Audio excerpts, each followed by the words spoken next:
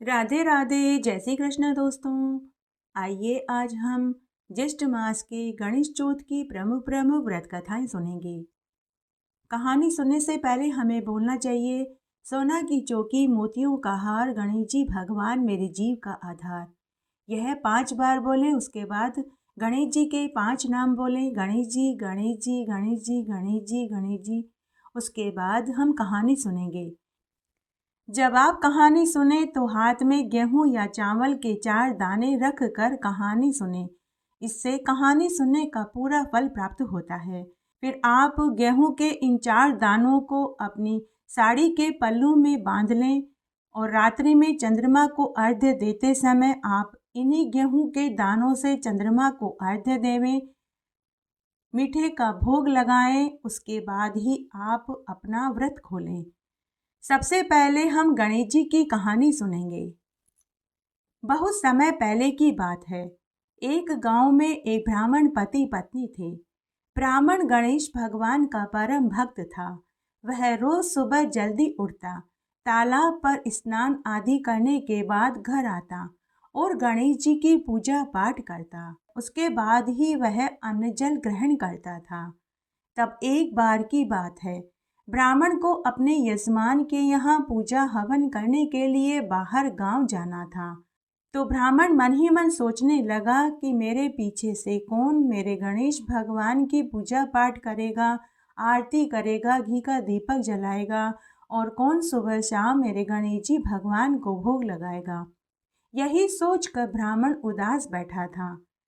पति को उदास देखकर ब्राह्मणी अपने पति से बोली कि हे स्वामी, आप आज इतने उदास क्यों हैं।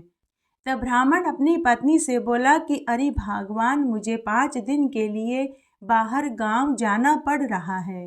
मैं यही सोच रहा हूँ कि मेरे पीछे से कौन मेरे गणेश भगवान की देखभाल करेगा, कौन उन्हें नहलाएगा, कौन उन्हें कपड़े बदलेगा, घी का दीपक जलाएगा, कौन सुबह शाम की आरती करेगा और कौन भोग चढ़ाएगा। तो ब्राह्मणी अपने पति से बोली कि हे स्वामी, आप क्यों चिंता करते हैं। आपके पीछे से गणेश जी भगवान की देखभाल मैं करूंगी। मैं आपको वचन देती हूँ। यह सुनकर ब्राह्मण निश्चिंत हो गया। दूसरे दिन ब्राह्मण बाहर गांव चला गया। तब ब्राह्मणी सुबह जल्दी उठी। सबसे पहले उसने घर आंगन की झाड़ू बुहारी लगाई। स्नान करने के बाद कुएं से साफ जल भरकर लाई और गणेश जी की प्रतिमा को घर के आंगन में बीच में चौकी पर बैठा दिया और जल से भरा घड़ा गणेश जी के ऊपर उड़ेल दिया और बोलने लगी, सुन सुंडाला, ढूंढ ढूंढाला, ओछी पींडी, मस्तक मोटा कान, हे गणपति भगवान, आप बड़े बलवान। उसके बाद उसने रगड़ रगड़ के तौलिए से पोंछा, कपड़े पहनाए, माथे पर तिलक लगाया और बोली कि देखिए गणेश जी महाराज, मेरे पति बाहर गांव गए हैं, 4-5 दिन बाद ही लौटेंगे। मुझे ही आपकी सेवा पानी करनी है। अब मैं भोजन बनाने के लिए रसोई में जा रही हूँ। आप भोजन खाने के लिए रसोई में आ जाना। फिर ब्राह्मणी रसोई में गई। उसने हलवा पूड़ी सब्जी बनाई। भोजन बनाने के बाद उसने भोजन थाली में परोस दिया और जोर जोर से आवाजें लगाने लगी, सुन सुनाला, ढूंढ ढूंढाला, ओछी पींडी, मस्तक मोटा कान, हे गणपति भगवान, आप बड़े बलवान। और बोली कि हे गणेश जी महाराज, भोजन बन गया है, आकर भोजन कर लीजिए। मुझे और भी बहुत से काम करने हैं। मैं अकेली हूँ और घर का सारा काम मुझे ही देखना है। आप जल्दी से भोजन खाने आ जाइए। गणेश जी भगवान मन ही मन सोचने लगे कि यह ब्राह्मणी तो बड़ी ही भोली है, इसका कहना तो मानना ही पड़ेगा। तब गणेश भगवान ने एक छोटे से बच्चे का रूप धरा और भोजन खाया और वापस मूर्ति में चले गए। इस प्रकार रोज ऐसा ही होने लगा। 4-5 दिन बाद जब ब्राह्मण वापस घर आया तो आते ही अपनी पत्नी से पूछने लगा कि अरे भगवान, मेरे पीछे से तूने मेरे गणेश जी की अच्छी से देखभाल करी थी या नहीं। तब ब्राह्मणी बोली कि अजी, आप चिंता मत करो, रोज थाली भर कर रोटी सब्जी बनाती थी। खुद गणेश जी भगवान आते थे और पूरी थाली का भोजन खाकर पानी पीकर वापस मूर्ति में चले जाते थे। ब्राह्मण को ब्राह्मणी की बात पर यकीन नहीं हुआ। ब्राह्मण ने कहा कि अरे बावली हुई है, गणेश भगवान तो भाव के भूखे होते हैं। मैंने बालकपन से गणेश जी की पूजा पाठ करी है। गणेश भगवान ने मुझे आज तक कभी दर्शन नहीं दिए, तुझे कहाँ से देंगे? तो ब्राह्मणी बोली कि अगर आपको विश्वास नहीं है तो आप गेहूं की कोठी के पीछे छिप कर देख लेना।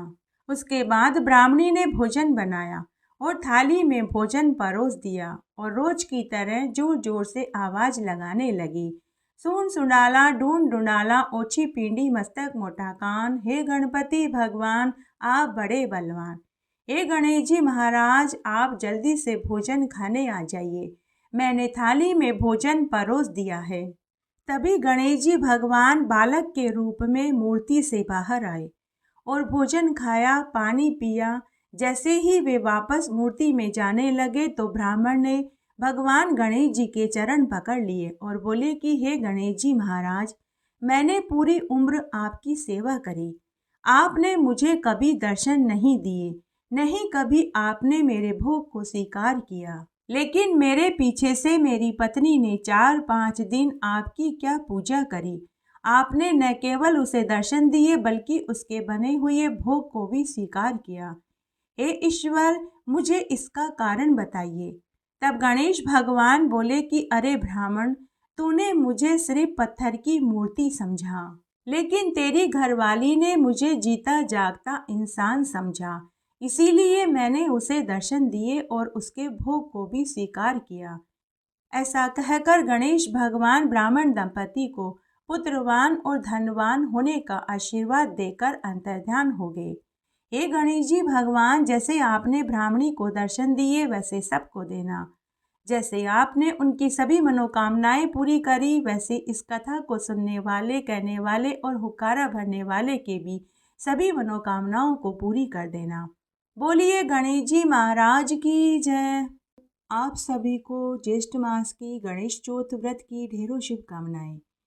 बोलिए गणेश जी महाराज की जय। बोलिए चौथ माता की जय। बहुत पुरानी बात है। सतयुग में एक सहस्त्र यज्ञ करने वाला एक राजा था जिसका नाम राजा पृथु था। उनके राज्य में सोम शर्मा नाम का एक ब्राह्मण दंपति अपने 4 पुत्र और 4 पुत्र वधुओं के साथ रहता था। उस ब्राह्मण ने अपने 4 पुत्रों का वैदिक रीति से विवाह कर दिया था। ब्राह्मण के सबसे बड़े बेटे की बहू भगवान गणेश जी की परम भक्त थी। वह विवाह से पहले भी अपने माता पिता के घर में हर महीने की गणेश चौथ का व्रत किया करती थी। तब विवाह के बाद जब चौथ का दिन आया तो उसने अपने सास ससुर से कहा कि माँ बाबूजी, मैं विवाह से पहले भी मायके में हर महीने की चौथ का व्रत किया करती थी, क्या अब ससुराल में मैं गणेश चौथ का व्रत कर सकती हूँ? बड़ी बहू की बात सुनकर ब्राह्मण दंपति ने कहा कि बहू, तुम इस घर की सबसे बड़ी बहू हो, तुम्हें यहाँ किस चीज का कष्ट है? बहू, तुम बड़ी ही समझदार हो, अगर तुम ऐसी बातें करोगी तो तुम्हारी 3 देवरानियों पर तुम्हारा क्या प्रभाव पड़ेगा? हम कोई निर्धन नहीं हैं जो हम कोई व्रत उपवास करें, और अभी तुम्हारी उम्र व्रत उपवास करने की भी नहीं है। तुम्हें अपना जीवन खुशी खुशी जीना चाहिए। और फिर ये गणेश कौन है? बहू, तुम्हें कोई ज़रूरत नहीं है किसी भी तरह के व्रत उपवास करने की। इस तरह समय बीतने लगा।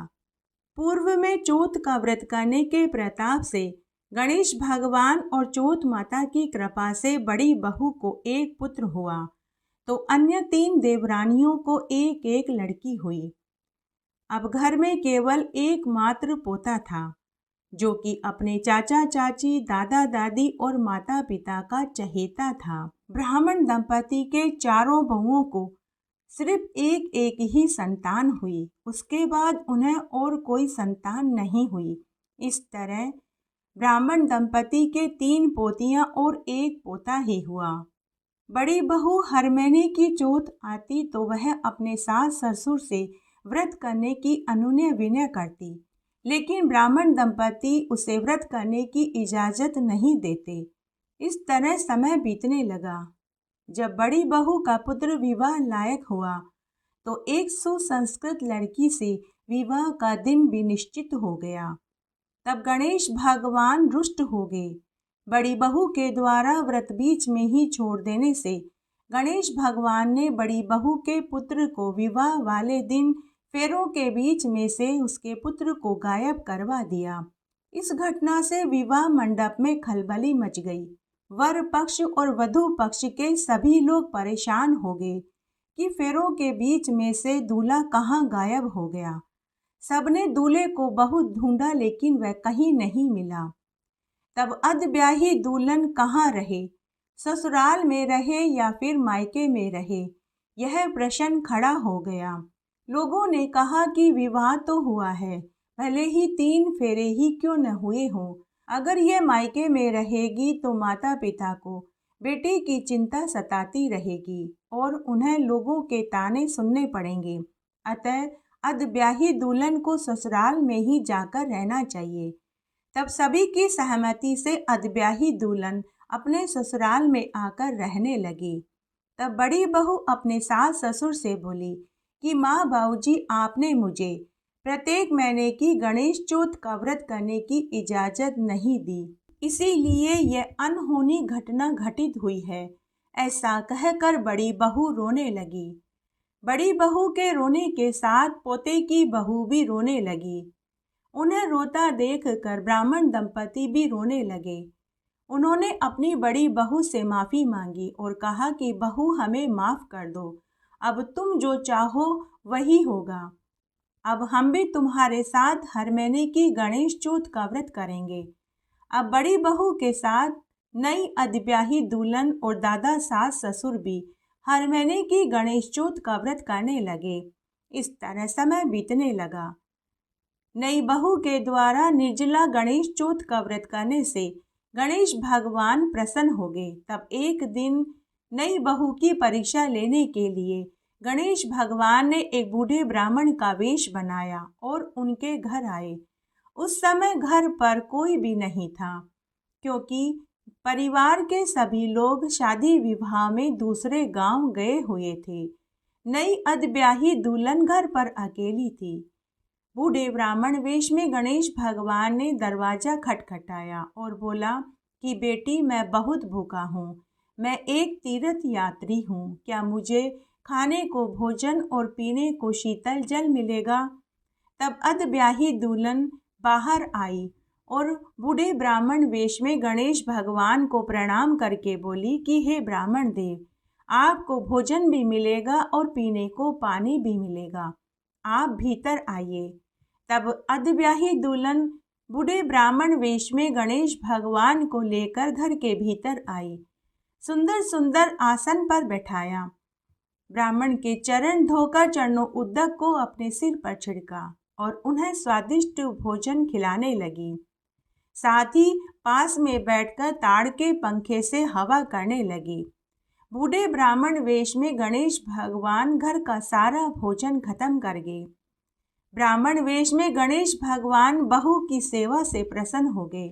वे बोले कि बेटी, मैं तेरी सेवा से प्रसन्न हुआ, तू अपने लिए कोई वरदान मांग ले। अधब्याही दुल्हन समझ गई कि यह कोई साधारण व्यक्ति नहीं। तब उसने ब्राह्मण के चरण पकड़ लिए और बोली कि हे ईश्वर, मेरी ही पूजा व्रत में कोई कमी रह गई होगी, इसीलिए आपने मुझे दर्शन नहीं दिए। तब गणेश भगवान ने बहू को साक्षात दर्शन दिए। नई बहू बोली कि हे गणेश भगवान, अगर आप मुझे वरदान देना ही चाहते हैं तो मुझे मेरे पति से मिलवा दीजिए और मेरे सास ससुर और दादा सास ससुर से जो गलती हुई है उसकी हमें क्षमा कर दीजिए। हे गणेश भगवान, आप प्रसन्न हो जाइए और पहले की तरह अपनी कृपा इस घर परिवार पर बना दीजिए। तब गणेश भगवान बोले कि हे कल्याणी, जैसे तेरे वचन सुंदर और सत्य हैं वैसे ही तेरा मन है, तू जो चाहती है वही होगा। तब अधब्याही दुल्हन को वरदान देकर गणेश भगवान अंतर्ध्यान हो गए। तभी अधब्याहा दूल्हा घर आ गया। उसके आते ही परिवार के सभी लोग भी घर आ गए। घर पर अपने बेटे को देखकर परिवार के लोगों की खुशी का ठिकाना नहीं रहा। उन्होंने अपनी बहू से पूछा कि बहू, ये चमत्कार कैसे हुआ? हमारा बेटा वापस कैसे आया? तब नई बहू ने परिवार के सभी सदस्यों को गणेश भगवान के दर्शन देने वाली पूरी सच्चाई बता दी। तब ब्राह्मण दंपति और बड़े बेटा बहू ने आसमान की ओर देखकर गणेश भगवान से अपनी गलती की क्षमा मांगी। जिस दिन यह घटना घटित हुई वह दिन ज्येष्ठ मास की गणेश चौथ का दिन था। दूसरे दिन विवाह मंडप सजाया गया और बचे हुए 4 फेरे पूरे पटकवाए गए। पूरे गांव में मिठाइयां बांटी गई। तब ब्राह्मण दंपति ने पूरे गांव में यह ढिंडोरा पिटवा दिया कि सभी गांव वालों को हर महीने की चौथ का व्रत करना चाहिए और गणेश भगवान और चौथ माता का पूजन करना चाहिए। इससे कुंवारों के शीघ्र विवाह होते हैं, निसंतानों को संतान सुख की प्राप्ति होती है, गरीबों को अन्न धन मिलता है और बुजुर्गों को वैकुंठ का वासा मिलता है। जो कोई भी मनुष्य ज्येष्ठ मास की इस महात्म्य को कथा को पढ़ता, सुनता और सुनाता है, गणेश भगवान उनके सभी विघ्नों को दूर कर देते हैं। बोलिए गणेश जी महाराज की जय। जय हो चौथ माता की जय। जय हो गणेश जी महाराज की जय। आइए ज्येष्ठ मास के चौथ व्रत की एक पौराणिक कथा का श्रवण करते हैं। एक बार एक बहुत छोटा सा गांव था। उस गांव में एक विधवा बुढ़िया माई अपने इकलौते बेटे के साथ रहती थी। उसका बेटा जंगल से लकड़ी काट कर लाता और उन लकड़ियों का गट्ठर बनाकर गांव के हाट में बेचता। उससे जो पैसा मिलता उसी से वह आटा, दाल, तेल, गुड़, चीनी लाता। उसी से दोनों माँ बेटे का गुजर बसर होता था। वह बुढ़िया माई बड़ी ही धार्मिक प्रवृत्ति की थी। वह अपने बेटे की लंबी उम्र के लिए हर महीने की गणेश चौथ का व्रत करती थी। तब वह अपने बेटे की लाई हुई लकड़ियों में से 2 लकड़ियां उठाकर अलग रख देती और जब चौथ व्रत का दिन आता तो वह उन लकड़ियों का गट्ठर बनाकर गांव के हाट में बेचती और उन पैसों से वह गणेश जी के पूजा का सामान लेकर आती और साथ ही आटा, घी और शक्कर लाती। तब वह 4 लड्डू बनाती। एक लड्डू गणेश जी के भोग में चढ़ाती, दूसरा लड्डू चंद्रमा को अर्घ्य देते समय अर्पित कर देती, तीसरा लड्डू अपने बेटे को खाने को देती और चौथा लड्डू खुद व्रत का पारण करते समय खाती। तब एक दिन बुढ़िया का बेटा अपनी बुआ के घर गया। उस समय उसकी बुआ चूरमा बना रही थी। भतीजे ने अपनी बुआ से पूछा कि अरे बुआ, चूरमे के लड्डू बना रही हो? बुआ ने नमक मिर्ची लगा कर के कहा कि अरे बेटा, मैं तो आज ही चूरमा बना रही हूँ, लेकिन तेरी माँ तो हर महीने चूरमे के लड्डू बना बना कर के खाती है। नाम तो वह गणेश चौथ का लगाती है, लेकिन वह तेरी कमाई के पैसों को उड़ा रही है। बेटा, तेरी माँ इस तरह चूरमे के लड्डू बना बना कर के खाएगी तो कब तू पैसे जमा करेगा? कब तेरा विवाह होगा? बुआ की सिखाई सीख में बुढ़िया का बेटा आ गया। वह उसी समय घर आया और आते ही अपनी माँ से बोला कि माँ, तुम यह चौथ का व्रत करना छोड़ दो, नहीं तो मैं तुम्हें छोड़कर चला जाऊंगा। बुढ़िया बोली कि बेटा, चौथ का व्रत तो मैं तेरी दुआ सलामती और लंबी आयु के लिए ही करती हूँ। मैं व्रत करना तो नहीं छोड़ सकती, चाहे तो तू मुझे छोड़कर चला जा। बुढ़िया का बेटा उसी समय 2 जोड़ी कपड़े एक पोटली में बांधकर अपनी माँ से नाराज होकर जाने लगा। उस दिन भी बुढ़िया का चौथ का व्रत था। उसने कथा कहानी सुनते समय 4 गेहूं के आंखें हाथ में लेकर कहानी सुनी थी। तो वह उन 4 गेहूं के दाने को अपने बेटे को देते हुए बोली कि बेटा, इन 4 गेहूं के दानों को अपने साथ ले जा। तेरे ऊपर जब भी कोई संकट आए तो एक आँखा पूर देना। चौथ माता तेरी रक्षा करेगी। बुढ़िया के बेटे को अपनी माँ की बातों पर यकीन तो नहीं था, लेकिन फिर भी पता नहीं चौथ माता या गणेश जी की ही कृपा हुई कि उसे सद्बुद्धि आ गई। उसने वे 4 गेहूं के दाने अपने अंगूछे में बांध लिए और वह वहां से चल पड़ा। चलते चलते वह गांव से बहुत दूर निकल गया। तभी उसे एक नदी दिखाई दी। उसे आगे जाने का कोई रास्ता नजर नहीं आया। तभी उसे अपने माँ के दिए हुए आँखों की याद आई। तब उसने एक गेहूं का आँखा उस नदी में डाल दिया और बोला कि हे चौथ माता, अगर मेरी माँ मेरी लंबी आयु और दुआ सलामती के लिए व्रत रखती है तो यह नदी गायब हो जाए और रास्ता दिखाई दे जाए। ऐसा करते ही नदी गायब हो गई और आगे का रास्ता उसे नजर आ गया। बुढ़िया का बेटा मन ही मन सोचने लगा कि सच में मेरी माँ तो मेरी लंबी आयु के लिए ही व्रत रखती थी, फिर बुआ ने मुझे ऐसा क्यों कहा। उसके बाद वह वहां से आगे चल दिया। चलते चलते वह घने जंगल में पहुंच गया। वहां बहुत से जंगली जानवरों की रह रह कर आवाजें आ रही थी। आवाज सुनकर बुढ़िया का बेटा डर गया कि तभी उसके सामने एक शेर आ गया। शेर को देखकर बुढ़िया का बेटा थर थर कांपने लगा। तभी उसे अपने माँ के दिए हुए आंखों की याद आई। तब उसने दूसरा गेहूं का आंखा शेर की तरफ उछाल दिया और मन ही मन चौथ माता से प्रार्थना करने लगा कि हे चौथ माता, अगर मेरी माँ मेरी लंबी आयु और दुआ सलामती के लिए चौथ का व्रत करती थी तो यह शेर यहाँ से गायब हो जाए। ऐसा करते ही वह शेर भी गायब हो गया। उसके बाद बुढ़िया का बेटा वहां से आगे चल दिया। आगे गया तो उसे एक गांव दिखाई दिया। सामने ही उसे एक झोपड़ी दिखाई दी। उस झोपड़ी में एक बुढ़िया माई रोती जा रही थी और पुए पकौड़ी बनाती जा रही थी। बुढ़िया का बेटा उस औरत के पास गया और पूछने लगा कि काकी क्या बात है, तुम क्यों रो रही हो? तुम रो भी रही हो और पुए भी बना रही हो। तो वह बुढ़िया माई बोली कि बेटा, ये पुए तो मैं अपने बेटे के लिए बना रही हूँ। मेरे बेटे को पुए बहुत पसंद हैं। और फिर रोते रोते बोली कि आज मेरा बेटा मेरे हाथों से आखिरी बार पुए खाएगा। बुढ़िया का बेटा बोला कि क्यों अम्मा, तुम ऐसा क्यों कहती हो? तो वह बुढ़िया बोली कि बेटा, हमारे गांव में जब भी आवा लगता है तो राजा की आज्ञा से एक आदमी की बलि दी जाती है। आज मेरे बेटे की बारी है। अभी थोड़ी देर में राजा के सिपाही आएंगे और उसे ले जाकर आवे में डाल देंगे, क्योंकि हमारे नगर को शाप लगा हुआ है कि आवे में कलश तभी पकेंगे जब किसी मनुष्य की बलि दी जाएगी।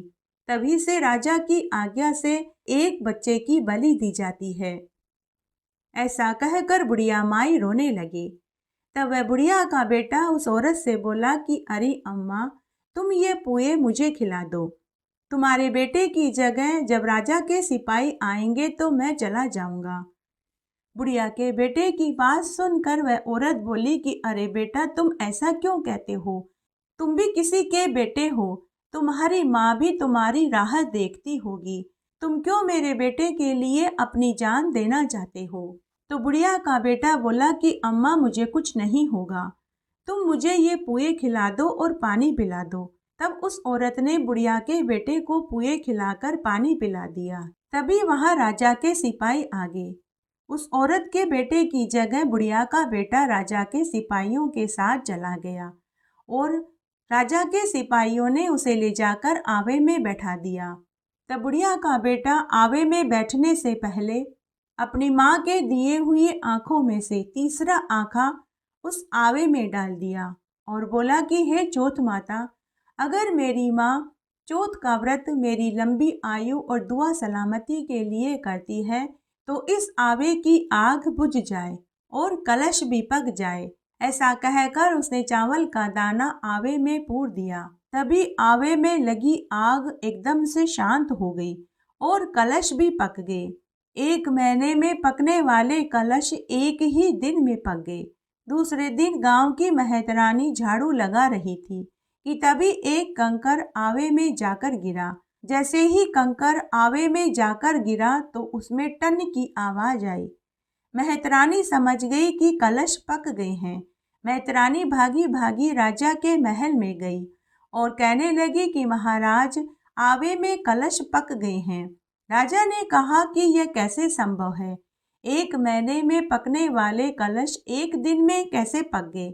अगर तू झूठ बोल रही है तो मैं तुझे फांसी की सजा सुना दूंगा। मैतरानी बोली कि हाथ कंगन को आरसी क्या, पढ़ने वाले को फारसी का। चलिए महाराज, आप खुद चलकर देख लीजिए। राजा के साथ सभी मंत्री, दरबारी और गांव के सभी लोग आवे के पास पहुंचे। तब राजा ने अपने पहरेदारों को आज्ञा दी कि आवे में से कलश बाहर निकाला जाए। जब दरबारी आवे में से कलश निकाल रहे थे, तब उसमें से आवाज आई कि अरे भाई, कलश धीरे धीरे उतारना। आवाज सुनकर वहां खड़े सभी लोग डर गए कि जरूर इसमें कोई भूत प्रेत होगा। वे डर कर भागने लगे। तभी राजा ने सबको वहीं रोक दिया और राजा ने आवे के पास जाकर पूछा कि तुम कौन हो, भूत हो, प्रेत हो, डाकन हो, कौन हो? तो भीतर से आवाज आई कि जिसको आवे में चुना गया था, मैं तो वही बोल रहा हूँ। तब राजा की आज्ञा से उस लड़के को बाहर निकाला गया। वहां खड़े सभी लोगों को महान आश्चर्य हुआ कि आवे में सारे बर्तन भी पक चुके थे और वह लड़का भी जीवित बाहर निकल आया। राजा ने उससे पूछा कि तुम कौन हो, भूत हो, प्रेत हो, और तुम आवे में से कैसे जीवित बाहर निकल आए? तो बुढ़िया के बेटे ने कहा कि महाराज, मेरी माँ हर महीने की चौथ का व्रत करती है। चौथ माता के प्रताप से ही मैं जीवित बचा हूँ। राजा कहने लगा कि मैं नहीं मानता, मैं तेरी परीक्षा लेकर रहूंगा। अगर तू मेरी परीक्षा में खरा उतरा तो मैं तेरी बात को मान जाऊंगा कि तू सच कह रहा है, और अगर तेरी बात झूठी निकली तो मैं तुझे फांसी की सजा सुना दूंगा। तब राजा ने बुढ़िया के बेटे को घोड़े पर बैठाकर उसके हाथ पैरों को हथकड़ी से बंधवा दिया और कहा कि अगर तू सच्चा है तो तू अपनी चौथ माता से बोल कि तेरे हाथ पांव में लगी हथकड़ी खुलकर मेरे हाथ पांव में लग जाए। तब बुढ़िया का बेटा हाथ जोड़कर चौथ माता से प्रार्थना करने लगा कि हे चौथ माता, अगर आप सच्ची हो तो मेरी रक्षा करो। आपने अब तक मेरी रक्षा करी है, इस बार भी कर दो। ऐसा कहकर उसने आखिरी चौथा आंखा चौथ माता का नाम लेकर पूर दिया। तभी बुढ़िया के बेटे के हाथों में लगी हथकड़ियां उतरकर राजा के हाथों पैरों में लग गई। वहां खड़े सभी लोगों को महान आश्चर्य हुआ। तब राजा ने बुढ़िया के बेटे को अपना जमाई बना लिया और अपने महल में लेकर आया और अपनी राजकुमारी बेटी का विवाह धूमधाम से उसके साथ कर दिया।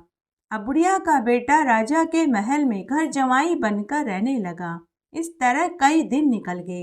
एक दिन बुढ़िया का बेटा महल की छत पर घूम रहा था कि तभी बादल गरजने और बिजली चमकने की आवाज सुनाई दी। तो बुढ़िया के बेटे ने राजकुमारी से कहा कि आज मेरे गांव में भी बिजलियां चमक रही है, बादल गरज रहे हैं, आज जरूर मेरे गांव में बारिश होगी। राजकुमारी ने पूछा कि क्या आपका भी गांव है? तो बुढ़िया के बेटे ने कहा कि हाँ, मेरा भी गांव है। राजकुमारी ने पूछा कि आपके घर में कौन कौन है? बुढ़िया के बेटे ने कहा कि मेरे घर में मेरी बूढ़ी माँ है, लेकिन मैं अपनी माँ से नाराज होकर घर छोड़कर चला आया था। राजकुमारी अपने पति से बोली कि आप मुझे अपने घर लेकर चलिए, मैं अपनी सासू माँ की सेवा करना चाहती हूँ। तब बुढ़िया के बेटे ने राजा रानी से कहा कि मैं अपनी पत्नी को लेकर वापस अपने गांव, अपने घर जाना चाहता हूँ, इसलिए आप हमें विदा कर दीजिए। राजा रानी ने अपनी राजकुमारी बेटी से कहा कि बेटी, तुम तो राजघरानों में पली बड़ी हो, एक गरीब के झोपड़ी में कैसे जीवन यापन करोगी? लेकिन राजकुमारी नहीं मानी। वह अपने माता पिता से बोली कि माँ बाबूजी, अब यही मेरा जीवन है, ये मेरे स्वामी हैं, मैं अपनी सास की सेवा करना चाहती हूँ, इसलिए आप हमें विदा कर दीजिए। अपनी बेटी का जवाब सुनकर राजा रानी को बड़ी प्रसन्नता हुई। राजा रानी ने बहुत सारा धन देकर नौकर, हाथी, घोड़े, ऊंट, लाव लश्कर के साथ रथ में बैठाकर अपनी बेटी जमाई को विदा कर दिया। जब बुढ़िया का बेटा अपने गांव में पहुंचा तो पनघट पर बहुत सी औरतें पानी भर रही थी। उनमें से एक पनिहारिन भागी भागी बुढ़िया के पास गई और बोली कि अरे बुढ़िया अम्मा, तेरे बेटा बहू आ रहे हैं और खूब सारा दान दहेज और लाव लश्कर लेकर आ रहे हैं। बुढ़िया माई पनिहारिन से बोली कि अरे क्यों मेरा मजाक उड़ाती है। उसकी बुआ ने उसके कान भर दिए थे, इसीलिए तो वह मुझे छोड़कर चला गया था, न मालूम कहाँ होगा। तभी दूर उसे धूल उड़ती दिखाई दी। जब लाव लश्कर थोड़ा पास में आया तो उसे बेटा बहू दिखाई दिए। खुशी के मारे बुढ़िया माई पागल हो गई। उसने आरती की थाली जमाई और बेटा बहू की आरती करके उन्हें घर में लिया। तब बेटा अपनी माँ के चरण पकड़कर बोला कि माँ मुझे माफ़ कर दे, मैं तो बुआ की सिखाई सीख में आ गया था। बुआ ने मेरे कान भर दिए थे। माँ, यह सब कुछ चौथ माता की कृपा से हुआ है। तेरी चौथ माता की कृपा से ही आज मैं जीवित हूँ। हे चौथ माता, जैसा सुख आपने बुढ़िया के बेटे को दिया वैसा सबको देना। कहानी कहने वाले को, सुनने वाले को और हुक्कारा भरने वाले को। घटती हो तो पूरी हो तो परवान चढ़े, बुल्ले बिसरे नाम तेरे भंडार में भरे। लपसी और तपसी की कहानी। सभी कथा कहानियों के साथ में लपसी और तपसी की कथा नहीं सुनी जाती है तो व्रत का पूरा फल प्राप्त नहीं होता। आइए लपसी और तपसी की कथा का श्रवण करते हैं। एक बार एक लपसी और एक तपसी था। दोनों गहरे मित्र थे।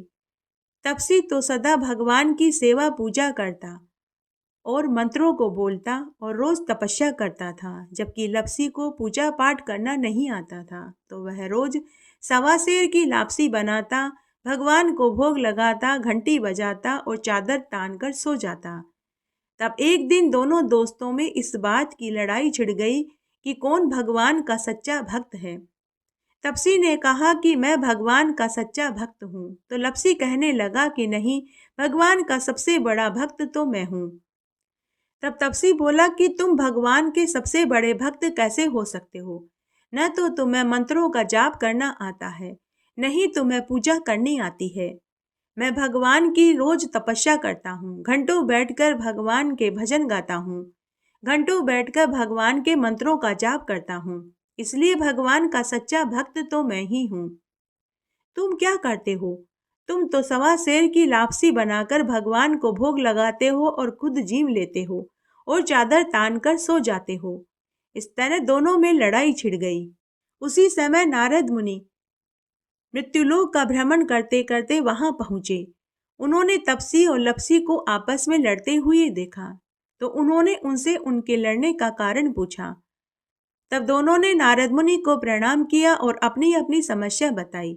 दोनों ने कहा कि हे देवऋषि नारद जी, अब आप ही बताइए कि हम दोनों में से कौन भगवान का सच्चा भक्त है। तब तपसी बोला कि हे देवऋषि नारद जी, मैं घंटों बैठकर भगवान की पूजा करता हूँ, मंत्रों का जाप करता हूँ और भगवान की तपस्या करता हूँ। तब लपसी बोला कि हे देवऋषि नारद जी, मैं भगवान की पूजा पाठ करने की विधि नहीं जानता, नहीं मुझे मंत्र बोलने आते हैं, बस मैं तो इतना कर लेता हूँ कि सच्चे मन से भगवान की सेवा करता हूँ, सवा सेर की लापसी बना करके भगवान को भोग लगाता हूँ और भोग का प्रसाद वहां खड़े सभी लोगों को बांट देता हूँ और बच जाता है तो मैं खुद जीव लेता हूँ। मैं सबकी सेवा करता हूँ, मदद करता हूँ। मुझे लगता है कि प्राणी मात्र की सेवा करने वाला ही भगवान का सच्चा भक्त होता है, इसलिए मैं अपने आप को भगवान का सबसे बड़ा और सच्चा भक्त मानता हूँ। लपसी और तपसी की बात सुनकर नारद मुनि कुछ देर सोच में पड़ गए। फिर उन्होंने कहा कि मैं तुम दोनों की लड़ाई का फैसला कल करूंगा। लपसी और तपसी को नारद मुनि के ऊपर पूरा विश्वास था कि नारद मुनि जो फैसला करेंगे वह सत्य ही करेंगे। इस तरह लपसी और तपसी अपने अपने घर चले गए। दूसरे दिन जब तपसी सुबह सुबह नदी पर स्नान करने के लिए जाने लगा, तो नारद मुनि ने उसके रास्ते में 1.25 करोड़ की अंगूठी गिरा दी। अंगूठी देखकर तपसी के मन में लालच आ गया। उसने अंगूठी उठाई और मन ही मन सोचने लगा कि यह अंगूठी तो बड़ी कीमती लग रही है। अगर मैं इस अंगूठी को बेच दूंगा तो मुझे बहुत सा धन मिलेगा और उस धन से मैं खूब बड़े बड़े यज्ञ हवन करूंगा, भगवान के मंदिर बनवाऊंगा और भंडारा करूंगा और फिर मैं अपने आप को भगवान का सबसे बड़ा भक्त सिद्ध कर दूंगा। बस इसी लालच के कारण उसने अंगूठी उठाकर अपने पास रख ली और फिर नहा धोकर तपस्या करने बैठा तो अंगूठी को अपने पैर के नीचे दबा लिया। उधर लपसी ने रोज की तरह सवासेर की लापसी बनाई और वह भगवान को भोग लगाने के लिए मंदिर जाने लगा। अब नारद मुनि ने लपसी के सामने भी 1.25 करोड़ की अंगूठी गिरा दी। जब लपसी ने अंगूठी देखी तो वह मन ही मन सोचने लगा कि जिसकी भी यह अंगूठी होगी उस बेचारे को तो बहुत दुख हो रहा होगा। उसने वह अंगूठी उठा ली, यह सोचकर कि भगवान के मंदिर में भगवान के चरणों में रख दूंगा। जिसकी भी अंगूठी होगी वह मंदिर में भगवान से प्रार्थना करने तो जरूर जाएगा और जब उसे वहां खुद की अंगूठी मिलेगी तो वह अंगूठी पाकर खुश हो जाएगा। ऐसा सोचकर लपसी ने अंगूठी उठा ली। अंगूठी लेकर वह मंदिर में आया और फिर उसने उस अंगूठी को भगवान के चरणों में रख दिया। उसके बाद उसने भगवान को भोग लगाया। वहां खड़े सभी लोगों को भोग का प्रसाद बांट दिया और बचा हुआ भोग उसने खुद खा लिया और चादर ओढ़कर सो गया। उसके बाद शाम को लपसी और तपसी पुनः मिले। तभी नारद मुनि वहां आ गए। नारद मुनि को आया हुआ देखकर लपसी और तपसी उनके पास गए और उन्हें प्रणाम करके पूछने लगे कि हे देवऋषि नारद जी, अब आप बताइए हम दोनों में से कौन सबसे बड़ा भगवान का सच्चा भक्त है। तब नारद मुनि बोले कि तुम दोनों में से लपसी भगवान का सबसे बड़ा भक्त है। यह सुनकर तपसी नारद मुनि से बोला कि हे देवऋषि नारद जी, आपने किस आधार पर लपसी को भगवान का सबसे बड़ा भक्त कहा है, जबकि इसे तो कोई पूजा पाठ करनी भी नहीं आती, नहीं इसे मंत्रों का जाप करना आता है, केवल सवासेर की लापसी बनाकर भगवान को भोग लगाता है और बाद में खुद जीम लेता है।